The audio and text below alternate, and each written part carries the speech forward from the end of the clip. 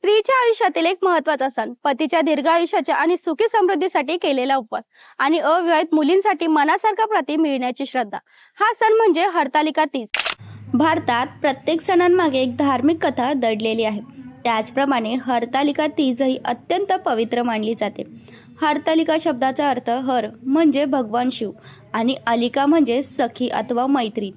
या व्रतामध्ये पार्वती मातेला तिच्या सखीने मदत केली, म्हणून याला हरतालिका असे नाव पडलं.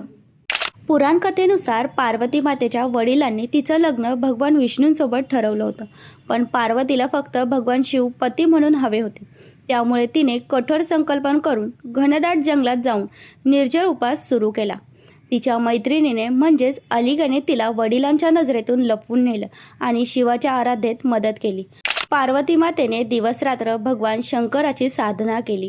शेवटी तिच्या ह्या दृढ संकल्पनेमुळे आणि उपासनेमुळे भगवान शंकर प्रसन्न झाले आणि तिला पत्नी म्हणून स्वीकारलं. हीच ती घटना आहे ज्याला स्मरणार्थ स्त्रिया आजही हरतालिका तीज मोठ्या श्रद्धेने साजरी करतात. विवाहित स्त्रिया आपल्या पतीच्या दीर्घ आयुष्यासाठी, आरोग्यासाठी आणि कौटुंबिक सुख समृद्धीसाठी हरतालिकेचे व्रत करतात. अविवाहित मुली मनासारखा पतीसाठी हे व्रत पाळतात. या दिवशी उपवास अत्यंत कठोर असतो. पाणी न पिता संपूर्ण दिवस पार्वती शंकराची पूजा केली जाते. रात्री जागरण करून देवी देवतांच्या कथा, कीर्तन आणि भजन केली जातात. या दिवशी स्त्रिया नटून थटून पारंपरिक पोशाख घालतात. हातात मेहंदी, बांगड्या आणि मंगळ सजावट करतात. पूजा करून गणेश, शिव आणि पार्वतीची प्रार्थना करतात.